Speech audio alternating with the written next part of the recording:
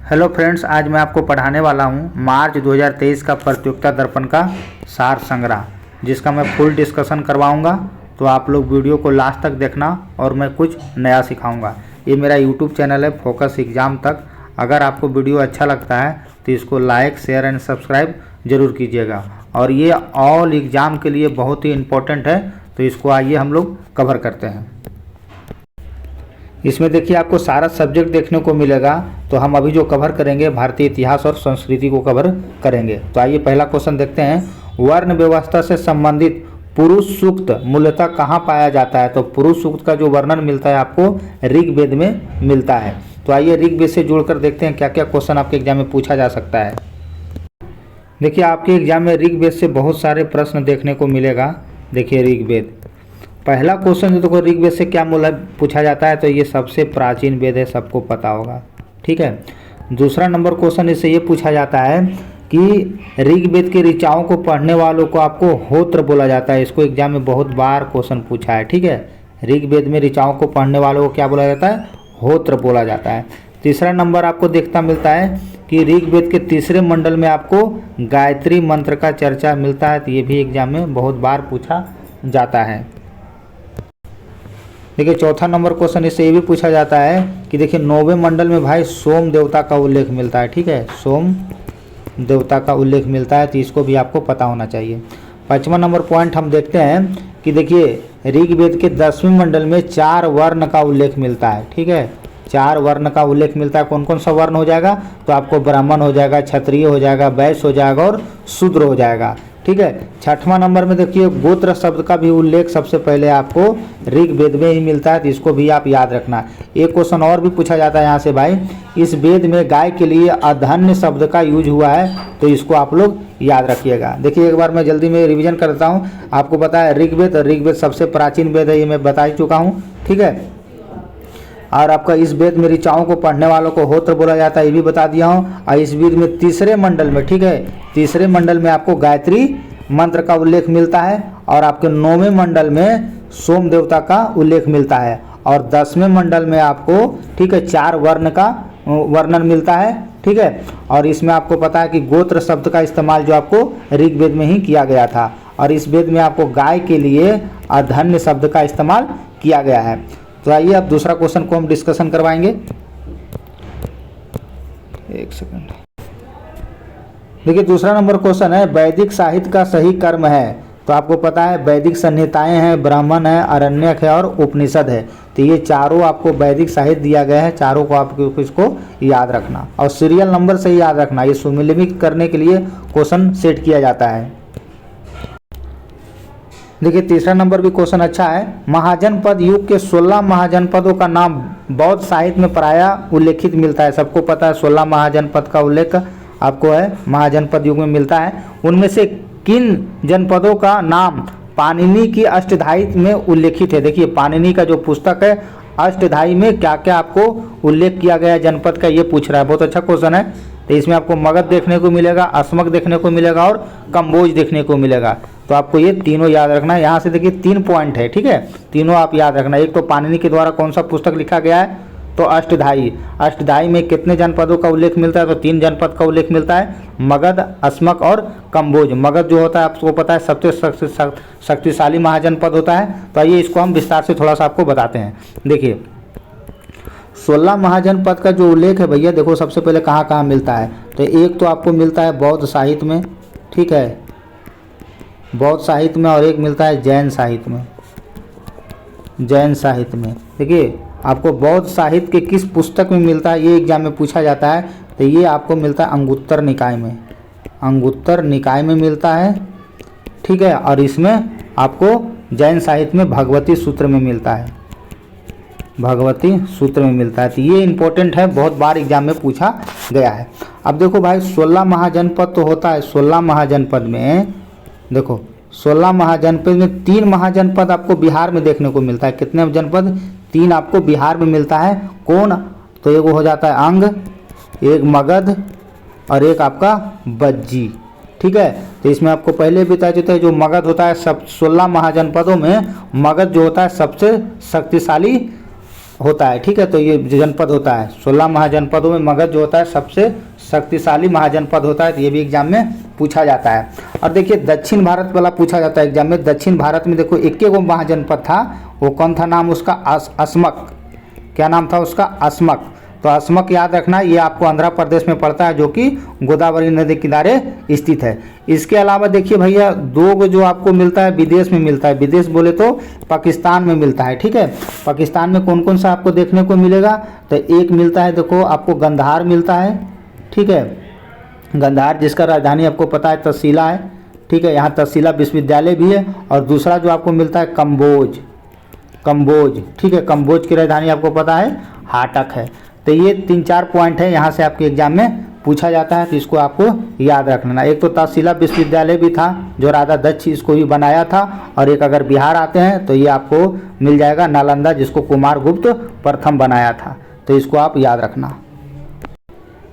देखिए चौथा number question है, शतपथ ब्राह्मण में उल्लेखित राजा विदेह माधव से संबंधित ऋषि थे। तो कौन ऋषि थे, तो ऋषि गौतम राहुगण थे।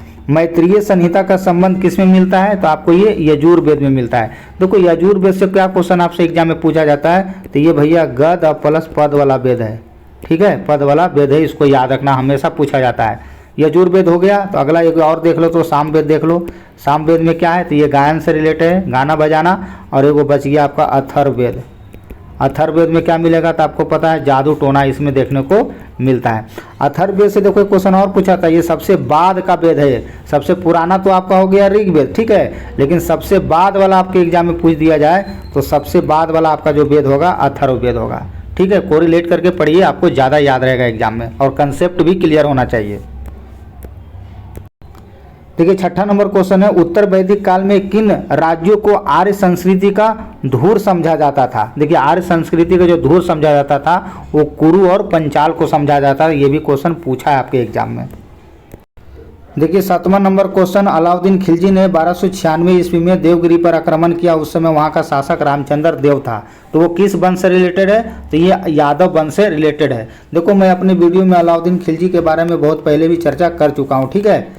देखिए मैं जल्दी में आपको सारा यहाँ नॉलेज दे देता हूँ। देखिए अलाउद्दीन खिलजी जो होता है आपको पता है, इसका होता है चाचा और ससुर कौन होता है, जलालुद्दीन फिरोज खिलजी को मार कर ये शासक बनता है, ठीक है।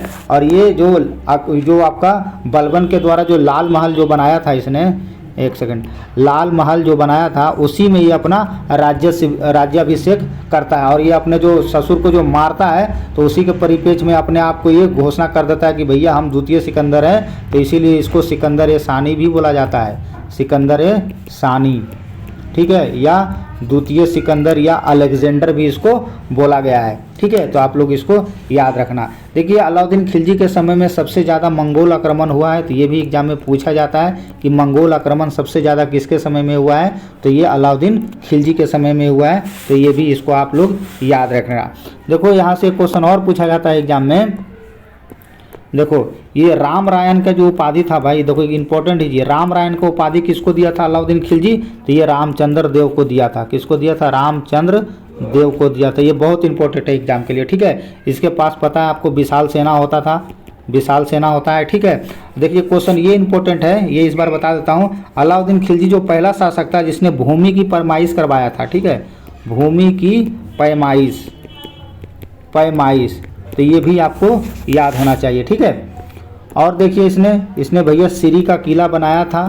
किस लिए बनाया था, सिरी का किला, वही मंगोल आक्रमण कर रहा था बार बार, तो उसी को बनाने के बड़ा किला बनाया था ये सिरी का किला। और दिल्ली में वो हौज खास का निर्माण कराया था, हौज एक खास का निर्माण करवाया था। तो ये भी आपको याद रखना है, ठीक है। और देखिए इसने बहुत सारा सैन्य विभाग में बहुत अच्छा काम किया था। सैन्य विभाग में देखो क्या क्या किया था। एक तो भैया इसने अस्थाई सेना रखा था अपने पास, ठीक है। उसके बाद सबको नगद वेतन देना शुरू किया, ठीक है। उसके बाद सबका दाग और हुलिया पॉलिसी लेके आया था, हुलिया लेकर पॉलिसी लेकर आया था। तो ये याद रखना। इसके बाद शासक कौन बनता है, तो आपको पता है मुबारक खिलजी बनता है। मुबारक खिलजी से देखो एक क्वेश्चन है, इसने स्वयं को खलीफा घोषित कर लिया था, ठीक है। चलिए ये याद रखना, बाकी वीडियो लॉन्ग हो जाएगा, मुझे सारा कवर करना है। देखिए 8वां नंबर भी क्वेश्चन बहुत इंपॉर्टेंट है। कि इस युद्ध में जीतने के उपरांत बाबर ने खजाने का मुंह अमीरों, सगे संबंधियों आदि के लिए खोल दिया और उसी उदारता के कारण इसे कलंदर की उपाधि दिया गया था। देखो बाबर को जो कलंदर का युद्ध उपाधि जो मिला था भैया, वो पानीपत के प्रथम युद्ध में हुआ था। एक्चुअल में हुआ था क्या ना, लोधी वंश के अंतिम शासक कौन होता है, इब्राहिम लोधी होता है। इब्राहिम लोधी को गिरा गिरा के मारता है, ठीक है। तो उसी के परिपेक्ष में इसको कलंदर की उपाधि मिलता है। आइए इसके बारे में थोड़ा सा आपको डिटेल में बता देता हूँ। देखो आपका कौन सा था, पानीपत का प्रथम युद्ध। देखो मैं फर्स्ट खाली लिखता हूँ, उससे यह समझ जाना आपका, फर्स्ट पानीपत का युद्ध। देखो डेट आपसे एग्जाम में पूछा जा सकता है, ठीक है, बहुत बार पूछा है, तो डेट आप याद रखना भाई। पानीपत का जो प्रथम युद्ध होता है वो 21 अप्रैल 1500, एक सेकंड, हाँ देखो प्रथम पानीपत वार।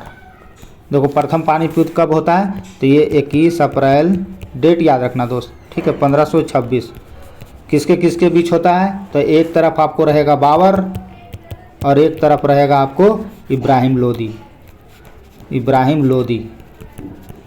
ठीक है। देखो हुआ ये था कि इसमें इब्राहिम लोधी जो होता है भैया, ये आपको दिल्ली सल्तनत का अंतिम शासक होता है, ठीक है, और लोधी वंश का भी ये अंतिम शासक होता है। तो उसी समय आपका ये मुगल वंश इसको मार के ख़त्म करके आपको दिल्ली का तो ख़त्म हो जाता है कहानी, ठीक है, दिल्ली सल्तनत का कहानी खत्म हो जाता है। और इसी समय में ये बाबर आता है और ठीक है, और इब्राहिम लोधी को मार कर ये यहाँ पे मुगल वंश के स्थापना करता है। तो एग्जाम में ये भी पूछा जाता है आपके एग्जाम में बहुत ज़्यादा, ठीक है, कि ये दिल्ली सल्तनत का अंतिम शासक कौन था, तो इब्राहिम लोधी था, और ये लोधी वंश का भी अंतिम शासक होता है। और यहीं से आपका दिल्ली सल्तनत खत्म हो जाता है और आपका मुगल साम्राज्य शुरू होता है।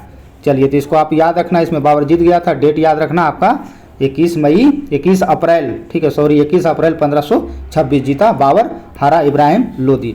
देखिए यहाँ से एक क्वेश्चन और भी पूछा जाता है, दूसरा भी पूछा जाता है, ठीक है, सेकेंड पानीपत, सेकेंड वाला भी याद रख लेना। सेकेंड देखो कब होता है, तो ये 15 नवंबर को होता है, ठीक है, और 1556 को होता है।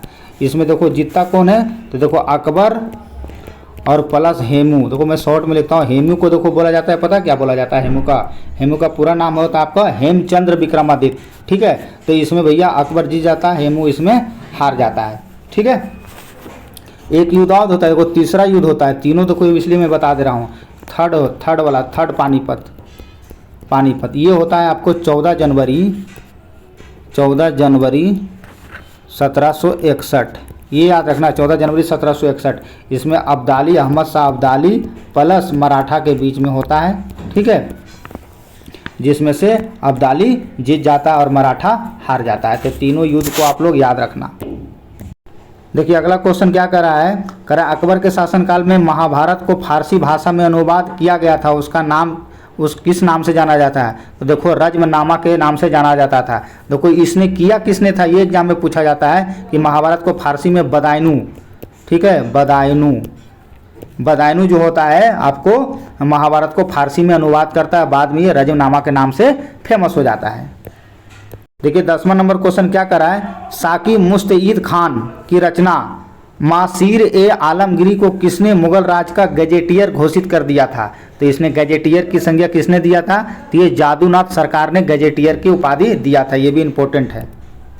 चलिए अगला क्वेश्चन देखते हैं, नेहरू कांग्रेस द्वारा संयुक्त भारत के अपने आदर्श को त्याग कर विभाजन की बात स्वीकार करने का प्रमुख कारण क्या था, तो उसमें भाई कांग्रेसी नेता के अनुभव किया गया था, गृह युद्ध की अपेक्षा विभाजन को श्रेय कर दिया गया था। वर्ष 1940 में किस वायसराय ने अगस्त प्रस्ताव प्रस्तुत किया था, तो देखो अगस्त प्रस्ताव किसके समय में शुरू हुआ था, तो ये लॉर्ड लिंलिथगो के समय में शुरू हुआ था। अगला क्वेश्चन हम देखते हैं, गांधी जी के विरोध के बावजूद सुभाष चंद्र बोस का कांग्रेस का अध्यक्ष किस वर्ष चुना गया था, तो कांग्रेस का अध्यक्ष आपको पता है 1939 में चुना गया था। बाद में ये त्यागपत्र देते हैं भाई, ठीक है, त्यागपत्र देते हैं, और त्यागपत्र देने के बाद जो कांग्रेस का जो अध्यक्ष बनते हैं वो बनते हैं आपके ये बिहार के जो प्रथम राष्ट्रपति कौन थे, राजेंद्र प्रसाद, पूरे इंडिया के थे राजेंद्र प्रसाद, ठीक है, राजेंद्र प्रसाद को बाद में बनाया जाता है। तो ये आपके लिए इंपॉर्टेंट हो जाता है, ठीक है। चलिए अगला देखिए क्या किया जाता है, स्वदेशी आंदोलन सबसे पहले कब प्रारंभ हुआ था, तो स्वदेशी आंदोलन आपको पता है ये बंगाल में शुरू हुआ था। स्वदेशी आंदोलन किसने कहा था, मेरे बालक नहीं तुम एक भारतीय प्रथम और उसके बाद एक मुसलमान भी हो, तो ये किसके लिए कहा गया, तो ये मोहम्मद अली जिन्ना को कहा गया था। और मोहम्मद अली जिन्ना को भैया कायदे आजम बोला गया था, बहुत बार पूछा है एग्जाम में, ठीक है, कायदे आजम, तो इसको भी आप लोग याद रख लेना। अगला क्वेश्चन देखिए, ये भी इंपॉर्टेंट है। हंटर कमेटी की नियुक्ति सरकार द्वारा किस घटना की जांच के लिए किया गया था? देखिए, हंटर कमेटी का नियुक्त आपको पता है किस लिए किया गया था? हंटर कमेटी की नियुक्ति जलियांवाला बाग हत्याकांड के लिए किया गया था, जो कि 13 अप्रैल, ठीक है, 1919 को जलियांवाला बाग हत्याकांड होता है। तो उसी के जांच के लिए हंटर कमेटी नियुक्त किया गया था। जलियांवाला बाग हत्याकांड में आपको डायर गोली चलाने का ऑर्डर देता है, जिसमें बहुत सारे लोग मारा जाता है। और एक था जनरल ओ डायर, वो कन्फ्यूजन मत होना दोस्त, जनरल ओ डायर, दोनों अलग अलग व्यक्ति, एक ही मत समझ लेना। इसने गोली चलाने का ऑर्डर दिया था, और ये आपका जो होता है जनरल ओ डायर, ये लेफ्टिनेंट गवर्नर होता है। तो इसी एक जो इसने गोली चलवाया था जनरल ये डायर, तो इसी से ये पूछा गया था, जनरल ओ डायर इससे रिपोर्ट मांगा था, भाई कि आपने गोली जो चलाए हो सही चलाया था या वैसे ही चला दिया? तो इसने झूठा बोल देता है कि नहीं, मैंने सही चलाया था गोली, जिसके कारण ये भगदड़ मच गया था। तो ये आप लोग याद रखना कि जनरल ओ डायर अलग है और ये डायर अलग है। जनरल ओ डायर को फिर बाद में इसको उधम सिंह मारता है, ठीक है। तो ये आपको डिटेल मैं बाद में बताऊंगा, ठीक है। चलिए देखिए, 17 नंबर क्वेश्चन है, वर्ष 1928 में हिंदुस्तान सोशलिस्ट रिपब्लिकन एसोसिएशन की स्थापना कहाँ हुआ था? तो ये दिल्ली में हुआ था। 1942 के आंदोलन में डॉक्टर राजेंद्र प्रसाद को किस जेल में कैद कर लिया गया था? तो ये आपको पता है, ये आपको बांकीपुर जेल में इनको कैद कर लिया गया था। वह व्यक्ति जिसने 4 अप्रैल 1919 को दिल्ली की जामा मस्जिद में प्रवचन मंत्र में हिंदू मुस्लिम एकता पर भाषण दिया था। तो हिंदू मुस्लिम एकता पर भाषण कौन दिए थे? स्वामी श्रद्धानंद दिए थे।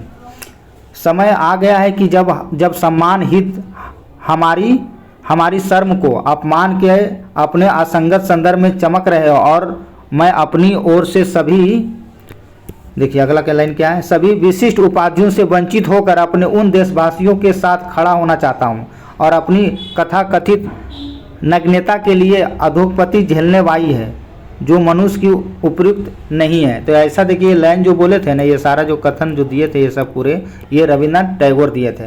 देखिए, रविन्द्रनाथ टैगोर से बहुत क्वेश्चन पूछा जाता है, इनको गुरुदेव बोला जाता है, ये याद रखना, ठीक है। और इनको गीतांजलि के लिए आपको पता है, गीतांजलि के लिए नोबेल प्राइज मिल चुका है, ठीक है। तो ये भी याद रखना, शांति के लिए कब मिला था? 1913 में मिला था। तो ये एग्जाम के लिए इंपॉर्टेंट है, बाकी ये लाइन भाई पढ़ लेना, ठीक है। अगला सेक्शन हम देखेंगे, भारतीय राज्य व्यवस्था एवं संविधान। व्यक्तिगत स्वतंत्रता के अधिकार को सुनिश्चित करने के लिए नागरिक किस अधिकारी के पास जा सकता है? तो ऐसे कंडीशन में हम सर्वोच्च न्यायालय और उच्च न्यायालय का दरवाजा खटखटाएंगे। किसका कथन है कि अनुच्छेद 356 एक मृत पर्त की भांति रहेगा, इसका प्रयोग अंतिम साधन के रूप में किया जाएगा? तो ये ऐसे भीमराव अंबेडकर बोले थे, जो ड्राफ्टिंग कमेटी के भी अध्यक्ष थे। एग्जाम में ये बहुत बार पूछा जाता है।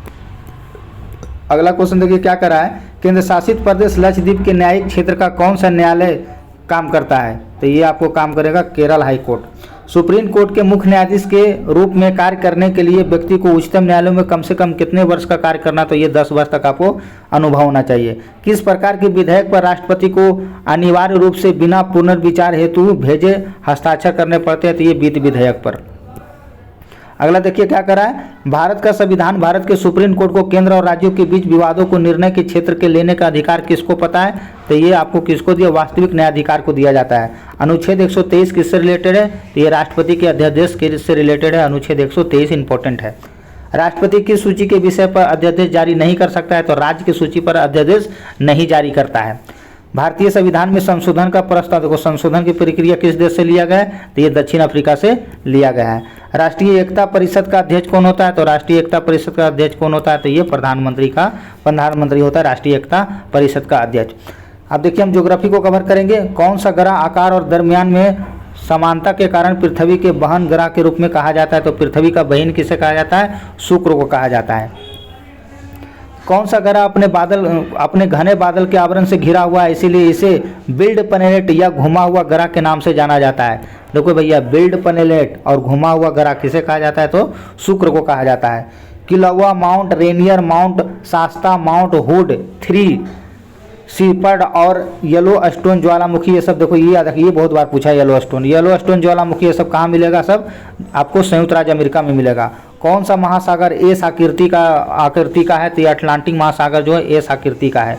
पृथ्वी पर सबसे बड़ा और सबसे गहरा महासागर सबको पता होगा, प्रशांत महासागर है। चलिए, कौन सा जल डमरू मध्य आर्कटिक महासागर को प्रशांत महासागर से अलग करता है? ये भी क्वेश्चन इंपॉर्टेंट है। बोरिंग जल डमरू मध्य। क्षुद्र ग्रह किन दो ग्रहों के बीच में है? तो ये मंगल और बृहस्पति के बीच में क्षुद्र ग्रह आपको देखने को मिलेगा। ब्लू माउंटेन पीक, ये एग्जाम में पूछा हुआ क्वेश्चन है। ब्लू माउंटेन पीक भारत के किस राज्य में है? तो ये आपको मिजोरम में देखने को मिलेगा। वायुमंडल की सबसे ऊपरी परत कौन सी है जिसमें पृथ्वी के वायुमंडल में प्रवेश करने के बाद उल्कापिंड जल पाते हैं? ठीक है, तो ये मध्य मंडल में ऐसा देखने को मिलेगा। अगला देखिए, कौन सा पड़ोसी देश अधिकतम भारतीय राज्य के साथ अपनी सीमा साझा करता है? तो ये आपका नेपाल है जो 5 राज्यों से सीमा साझा करता है। इंपॉर्टेंट है। आपको उत्तराखंड, उत्तर प्रदेश, बिहार, पश्चिम बंगाल और सिक्किम से सीमा साझा करता है। अगला देखिए, हम पर्यावरण को कवर करेंगे। भारत में समुद्री कछुआ परियोजना कब प्रारंभ हुआ था? तो 1995 ईस्वी में कछुआ प्रारंभ हुआ था। खाद्य श्रृंखला का निर्माण किसके द्वारा किया जाता है? तो खाद्य श्रृंखला का जो निर्माण होता है उत्पादक, उपभोक्ता, अपघटक से किया जाता है। मैंग्रोव वनस्पतियों का मुख्य घटक क्या है? तो ये राइजोफोरा होता है।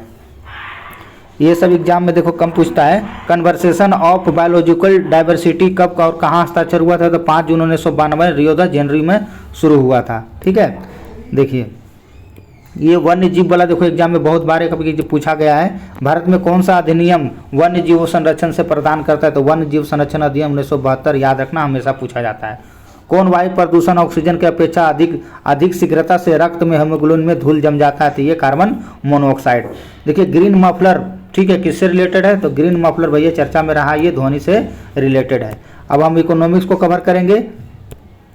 देखो कहता है पश्चिम बंगाल में सलबोनी क्यों प्रसिद्ध है? देखो सलबोनी आधुनिक मुद्रा नोट प्रेस के लिए प्रसिद्ध है। संकुचित मुद्रा को किससे प्रदर्शित किया जाता है? तो M1 से प्रदर्शित किया जाता है। भारतीय रुपये के लिए ISO कोड क्या है? तो ISO 4217।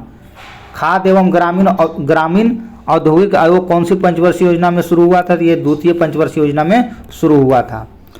भारत में पहली बार भारत के किस एजेंसी के व्यापार के आधार पर इक्विलिटी इंडेक्स शुरू हुआ था? तो ये क्रेसिल के हिसाब से शुरू हुआ था। देखिए भद्रावती एग्जाम में बहुत बार पूछा है। देखो भद्रावती जो कि कर्नाटक में है, चूर्ग यूपी में है, डालमिया नगर आपको पड़ता है बिहार में, रोहतास जिला में, ठीक है, ग्वालियर मध्य प्रदेश में, ओरा गुजरात में, सवाई माधोपुर आपको राजस्थान में और सूरजपुर आपको पंजाब में। ये सब किसके लिए उद्योग है? तो ये सब सीमेंट से रिलेटेड, तो इसको आप लोग याद रखना।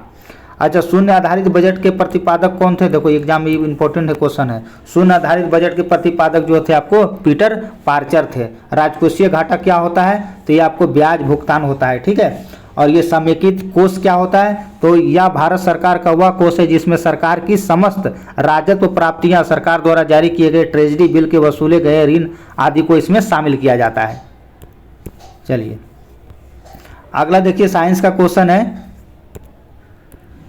देखिए प्रत्येक परमाणु के केंद्रक में उपस्थित प्रोटॉनों की संख्या को कहा जाता है? तो प्रोटॉनों की संख्या को हम परमाणु संख्या कहते हैं, ये तो सबको पता होगा। जी का मान क्या होता है? देखिए जी का मान, अब इस देखो ये छोटका जी है जी, ठीक है, स्मॉल जी, तो स्मॉल जी का जी मान होता है 9.8 मीटर पर सेकेंड स्क्वायर। और जो एक होता है कैपिटल जी, ठीक है, देखो छोटा जी का मान चेंज होता है, फिजिक्स में पढ़ोगे, बड़ा जी का मान नहीं बदलता है। ये गुरुत्वाकर्षण स्थिरांक होता है, ठीक है, और ये गुरुत्वीय त्वरण होता है। अगर आप 12th डीप में पढ़े होंगे तो पता होगा। देखो ये बड़ा जी का मान होता है 6.67 इंटू 10⁻11 न्यूटन मीटर स्क्वायर प्रति केजी स्क्वायर। तो ये आप लोग इसको याद रख लेना, एग्जाम में बहुत बार पूछा जाता है। ठीक है, चलिए निम्नलिखित में से कौन सा विद्युत का सुचालक नहीं है? देखो हीरा जो है विद्युत का सुचालक नहीं है, तो ऑप्शन वाला क्वेश्चन है। ऐसे तो बहुत सारा चीज़ है जो सुचालक नहीं है, लेकिन हीरा भी याद रखना इसलिए दिया गया है। ये उस तत्व का नाम बताइए जिसके किसी यौगिक को कार्बनिक यौगिक को वर्गीकरण करने के लिए उस यौगिक में होना आवश्यक है, बहुत जरूरी है, कार्बन का होना बहुत जरूरी है। कौन सा एक धातु है? तो लोहा धातु है। धातु तो बहुत सारा है। निम्नलिखित में से किसका SI मात्रक तापमान? तो ये केल्विन का तापमान सबको पता होता है। पृथ्वी की प्रकाश की चमक दिखाई देने की तुलना में गड़गड़ाहट की आवाज़ बहुत बाद में सुनाई पड़ती है, क्या कारण है? तो सही बात है, इसमें जो होता है भाई ध्वनि की गति प्रकाश की गति से बहुत कम है, इसीलिए हम पहले सुन पाते हैं चमकना, जो गड़गड़ाहट जो की आवाज़ जो है आपको बाद में सुनाई पड़ता है। किसी लिफ्ट के बैठे व्यक्ति को अपना भार कब अधिक मालूम होता है? देखो आप लिफ्ट में चढ़े होंगे तो लिफ्ट में क्या होता है, देखो कह रहा है किसी लिफ्ट में बैठे व्यक्ति को अपना भार कब अधिक मालूम होता है? जब लिफ्ट त्वरित गति के साथ ऊपर की ओर जा रही है। ठीक है, क्योंकि नीचे आता है, आप लिफ्ट पे चढ़े होंगे तो यहाँ तुम खड़े हो, लिफ्ट पे जाते हो तो ऊपर जाते हो तो कुछ पता चलता है, ठीक है, आराम से जा रहे हो, ठीक है, तो ये लिफ्ट आपको त्वरित गति से ऊपर जाती हो तब हमको पता चलता है अपना भार, और जैसे ही नीचे चल आता है कुछ पता चलता है, सन से नीचे आगे कुछ समझ में नहीं आया। ठीक है। एक व्यक्ति पूर्णतः चिकने बर्फ पर क्षैतिज समतल के माध्यम से विराम स्थिति में है। अच्छा, विराम स्थिति में देखो क्या क्वेश्चन पूछ रहा है, कह रहा एक व्यक्ति पूर्णतः चिकने बर्फ के क्षैतिज समतल के माध्यम में विराम स्थिति में, या न्यूटन के किस नियम पे लागू होता है? तो उसके अपने वह आपको डटत क्या लिखा है, आपको तट तक ला सकता है। एक व्यक्ति पूर्णतः चिकने बर्फ के क्षैतिज समतल के माध्यम से विराम स्थिति में है, न्यूटन के किस नियम के तहत का प्रयोग करके वह अपने आप को तट तक लाया जा सकता है? अच्छा हाँ भाई, तो ये न्यूटन के तीसरा लॉ लगाएगा और उसके तरफ से ये अपना आ सकता है। थर्ड लॉ क्या कहता है, वही ना कहता है भाई, action and reaction are opposite direction. ठीक है, तो इससे उसके तहत ये यहाँ से क्वेश्चन पूछा जाता है। और एक होता है प्रथम नियम, फर्स्ट नियम में क्या है, तो फर्स्ट नियम में आपको बल का परिभाषा निकलता है, ये भी पूछा जाता है। और सेकेंड नियम से क्या बन जाता है, बल का व्यंजक निकलता है, F बराबर m में। ठीक है, मास और एक्सीलरेशन। तो ये एग्जाम में यहाँ से 3 क्वेश्चन देखो पूछा जाता है। पहले नियम से बल का परिभाषा, और दूसरे नियम से बल का व्यंजक, और तीसरा नियम तो आपको समझिए गया था वो रॉकेट वाला। ठीक है, रॉकेट तीसरा नियम। चलिए देखिए अगला क्वेश्चन क्या कर रहा है, कहता है किसी दर में डूबी हुई वस्तु का ऊपर से ओर बल कार्य करता है, उसे क्या कहते हैं? देखो कोई भी वस्तु डूबा रहता है, उसके जो ऊपर से जो काम करता है ना, ये सब पानी है, ये ऊपर से जो काम करता है इसको उत्प्लावक बल बोला जाता है। अरे इसी में तो आर्किमिडीज का थ्योरी पढ़ना था। आर्किमिडीज बाबा एक बार आपको टब में नहा रहा था, और टब में नहाते नहाते उसको एक चीज़ मिल गया था, ये उत्प्लावक बल के खोज कर दिया था, और ये चिल्लाते चिल्लाते निकला था। ठीक है, कपड़ा भी नहीं पहना था, यूरेका यूरेका यूरेका, मैंने पा लिया मैंने पा लिया। ठीक है, ये सब डिटेल साइंस में बताऊंगा। चलिए अगला देखिए, हम खेल कूद से देखते हैं। खेल कूद से भी बहुत क्वेश्चन पूछा जाता है एग्जाम में। डीसीएम ट्रॉफी का संबंध किससे है, तो ये फुटबॉल से है। और फेडरेशन कप का संबंध भी भैया फुटबॉल से है। संतोष ट्रॉफी भी आपका फुटबॉल से है। चलिए, घुड़सवारी का खेल परिसर को क्या कहा जाता है, एरिना, बहुत बार पूछा है। लीची का कौन सा भाग खाया जाता है, एरील। देखो एरील दोनों याद रखना, इसलिए हम बता देते हैं। ठीक है, किसी अंतर्राष्ट्रीय फुटबॉल मैच में अवधि होता है तो 90 मिनट का होता है, सबको पता होगा। पहली बार राष्ट्रमंडल खेल का आयोजन कब हुआ था, 1930 में, सबको पता ही होगा। 2021 वाला एग्जाम में आएगा नहीं। ठीक है, तो इसको ना पढ़ो तो ज़्यादा बेटर है। याद रखना 32वां था वो। मीराबाई चानू किस खेल से संबंधित है, ये भारोत्तोलन से संबंधित है, सबको पता होगा। ओलंपिक में सर्वप्रथम शुभंकर का प्रयोग कब से किया गया था, तो 1968 में मैक्सिको सिटी में। देखिए अगला क्वेश्चन है इलेक्ट्रा गोल्ड कप। देखिए इंपॉर्टेंट है ये इलेक्ट्रा गोल्ड कप, किस खेल से संबंधित है, तो टेबल टेनिस से संबंधित है इलेक्ट्रा गोल्ड कप। देखिए वाटर पोलो में प्रत्येक पक्ष में कितने खिलाड़ी होता है, तो ये 4। देखो भैया ये एग्जाम में बहुत बार यहाँ से पूछा जाता है। ठीक है, देखो इसका कंसेप्ट आप याद रखना ऐसे। देखो पहले बड़ा बड़ा पकड़ लो, तो आपको पता है क्रिकेट, फुटबॉल और आपको हॉकी ये तीनों में 11 प्लेयर होता है, सबको पता होता है। इसके बाद जो सबसे ज़्यादा होता है, सबसे ज़्यादा किस में होता है, तो रग्बी में होता है। रग्बी में कई गो, 15 गो होता है, सबको पता होगा। पहले बड़कन को पकड़ो, 11 गो हो गया, 15 गो हो गया, 11 हो गया। और 9 वाला को पकड़ो, तो 9 वाला देखिए क्या नाम रहता है, बेसबॉल में आपको देखने को मिलेगा, बेसबॉल में और आपको खो खो में 9 गो देखो एक में रहता है। ठीक है, 9 गो ही हो गया। अब बचा कितना, एगो 8 वाला पकड़ लो। 8 वाला किस में रहता है, तो जिम्नास्टिक में होता है। जिम्नास्टिक में भैया 8 प्लेयर होता है, तो इसको भी याद रख लो। अब 7 वाला को पकड़ो, तो 7 वाला आपको किस में देखने को मिलेगा, 7 को देखिए कुछ मिला। एगो होता है देखो पोलो, तो 4 गो हो गया। एगो होता है वाटर पोलो हो गया तुम्हारा। ठीक है, कबड्डी हो गया तुम्हारा, और एगो बच गया नेट बॉल। इसी सब में सब 7 प्लेयर होता है, तो इसे आप याद रखना। एगो बच गलो और कौन, तो एगो बास्केटबॉल याद रखना। ठीक है, बास्केटबॉल में भैया 5 खिलाड़ी होता है। ठीक है, तो ये कंसेप्ट लेकर रहोगे तो कभी नहीं भूलोगे। चलिए अगला क्वेश्चन देखते हैं, कृषि से रिलेटेड। देखिए इसमें 4-5 क्वेश्चन इंपॉर्टेंट है। पौधों में कैल्शियम की कमी का लक्षण सर्वप्रथम कहाँ प्रदर्शित किया जाता है, तो किनारों को पत्तियों पर होता है, उसमें देखता है पीला पनल का छिद्र भी आ जाता है। मुर्रा किसकी प्रजाति है, मुर्रा बहुत बार एग्जाम में पूछा है, ये भैंस का प्रजाति है। पेड़ों की कतारों के बीच में फंसने के उगने को क्या कहा जाता है, तो क्या प्रणाली कहा जाता है। तो मिश्रित कृषि पता है आपको, वह कृषि को क्या कहा जाता है जिसमें कृषि और पशुपालन दोनों को एक साथ किया जाता है, तो आपसे को मिश्रित कृषि हम कहते हैं। अच्छा, गेहूं का काला टिक्का रोग किससे संबंधित है, तो इसमें आपको फफूंदी हो जाता है। ठीक है, तो इसको आप लोग याद रखना। दलहन में तो आपको पता है, दलहन में कौन सा रंग द्रव्य नाइट्रोजोकरण स्थिरीकरण में सहायक होता है, तो ये लेगा हीमोग्लोबिन उसमें पाया जाता है। पोमोलॉजी में भैया सबको पता है फल का अध्ययन किया जाता है। किसे मानव उत्पादक धान्य बोला जाता है? तो ट्रिटिकुलस को कहा जाता है। निषेचन के बिना फल के विकास को क्या कहा जाता है? तो ये पार्थेनोकॉप कहा जाता है। देखो इंपॉर्टेंट है ये, ठीक है। मधुमक्खी के लिए कौन सा कीटनाशक हानिकारक है? तो मधुमक्खी के लिए आपको हो जाएगा एंडोसल्फान हानिकारक है। कंप्यूटर भी देख लेते हैं। कंप्यूटर से भी देखो एसएससी सीजीएल में क्वेश्चन पूछा जा रहा है। तो देखो एमएस वर्ड में फॉन्ट साइज को बढ़ाने की, जो फॉन्ट साइज होता है ना कंप्यूटर में, जो फॉन्ट साइड का, तो बढ़ाने के लिए कौन सा शॉर्टकट लगाते हैं? तो इसको हम कंट्रोल+ करते हैं, ठीक है। तो भी तो साइज फॉन्ट बढ़ता है, ठीक है। इंटरनेट मेल पता को 2 भागों में होते हैं। इंटरनेट मेल पता के 2 भाग में होता है। @ के बाद वाले भाग को क्या कहा जाता है? हाँ, @ लगा उसके भाग को हम डोमेन कहा जाता है। क्रोम, सफारी और ओपेरा ये सब क्या है? तो ये सबको पता है, सर्च इंजन है ये सब। माइक्रोसॉफ्ट वर्ड फाइल को क्लिपबोर्ड में, देखो फ्लिपबोर्ड लिखा है, देखो फ्लिपबोर्ड में सामग्री को पेस्ट करने के लिए, तो यार कोई भी चीज़ को पेस्ट किस में करते हैं? Ctrl+V से हमारा पेस्ट हो जाता है, उतना क्यों करना। बैंकों के चेकों को संग्रहित करने के लिए निम्नलिखित में से किसका निर्दिष्ट तकनीक का प्रयोग किया जाता है? तो MISR का प्रयोग करते हैं। कैच मेमोरी किस प्रिंसिपल पर काम करता है? तो ये सब कैच मेमोरी जो है आपको रेंस की स्थिति में काम करता है। सॉफ्टवेयर कोड की त्रुटियों ढूंढने के लिए प्रयोग में लिया जाता है, तो ये डिबलिंग का प्रयोग लिया जाता है। अब कोई भी प्रोग्राम को नष्ट हो जाता है, उसमें वायरस वगैरह आ जाता है, जो खराब फाइल हो जाता है, ये सब किससे रिलेटेड होगा? तो उसमें वायरस जो आ जाता है, उसी कारण से ये सब देखने को मिलता है। प्रोग्राम स्लो हो जाता है सिस्टम। मदरबोर्ड के जिस भाग को इनपुट और आउटपुट कार्ड लगाते हैं उसे क्या कहा जाता है? तो उसे एक्सपेंशन स्लॉट बोला जाता है, ठीक है। सी प्रोग्राम को किसी सहायता के लिए मशीन कोड का परिवर्तित करता है, तो हम कंपाइलर का यूज उसमें करते हैं। अब थोड़ा सा विविध देख लेते हैं। देशर कथा, देखो बहुत बार पूछा है एग्जाम में, ये देशर कथा पुस्तक कौन लिखा है? तो ये सखाराम गणेश देवस्कर लिखा है। गोसाई दत्त मूल नाम किसके रचनाकार है? तो सुमित्रानंदन पंत को भैया गोसाईनाथ दत्त बोला जाता है। थीपूसम, देखो थीपूसम त्यौहार किस समुदाय के द्वारा मनाया जाता है? तमिल को लोग इसको मनाते हैं। बाउल देखो बहुत फेमस है भाई। बाउल परंपरा जुड़े लोगों को किस प्रदेश में मनाया था? तो बाउल आपको पश्चिम बंगाल में देखने को मिलेगा। देखिए भारतीय शास्त्रीय संगीत में ख्याल और तराना के संस्थापक कौन थे? देखो भैया ख्याल और तराना के संस्थापक अमीर खुसरो थे। और अमीर खुसरो के गुरु कौन थे? ठीक है, ये अमीर खुसरो उसी के समय में तो थे भाई, अलाउद्दीन खिलजी के समय में था ये अमीर खुसरो। इसका गुरु था निजामुद्दीन औलिया।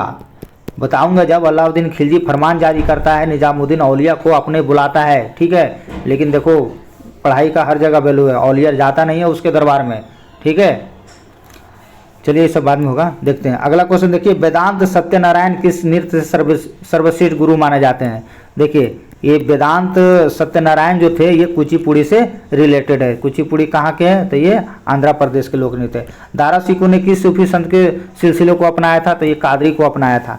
नीपक, देखो बहुत बार पूछा है, नीपक नामक आंदोलन किस धर्म से जुड़ा हुआ, किसने चलाया था? तो ये दादू दयाल चलाया था इसको। किस राजा ने अकबर के पूर्व तानसेन को संरक्षण दिया था? तो ये भाटा का राजा रामचंद्र सिंह ने आरक्षण दिया था। चित्राचार्य उपेंद्र महारथी की पुस्तक बेनु शिल्प का संबंध किससे है? तो बेनु शिल्प का जो संबंध है भैया वो बात से रिलेटेड है, ठीक है। तो इस प्रकार से मैंने पूरा टोटल 131 क्वेश्चन का फुल डिस्कशन करवा दिया हूँ। इसको आप लोग 2-4 बार वीडियो देख लीजिएगा, सारे क्वेश्चन एग्जाम के लिए इंपॉर्टेंट है। अगर आपको वीडियो अच्छा लगता है तो मेरा यूट्यूब चैनल है फोकस एग्जाम तक, ठीक है। इसको लाइक शेयर एंड सब्सक्राइब जरूर कीजिएगा। देखिए मैं प्रत्येक मंथ का आपको सार संग्रह देता हूँ, ठीक है। सार संग्रह आपको पीडी का भी मिलता है, प्रतियोगिता दर्पण का भी, करंट अफेयर और सार संग्रह, और आपको मैं दृष्टि का भी देता हूँ। तो दोनों बहुत इंपॉर्टेंट है एग्जाम के लिए। दृष्टि का भी सार संग्रह 1-2 दिन में मैं वीडियो अपलोड कर दूंगा, तब तक आपको इसको पीडी वाला रिवीजन कीजिए, ठीक है। मिलते हैं नेक्स्ट वीडियो में, तब तक आप इसको रिवीजन कीजिए। धन्यवाद।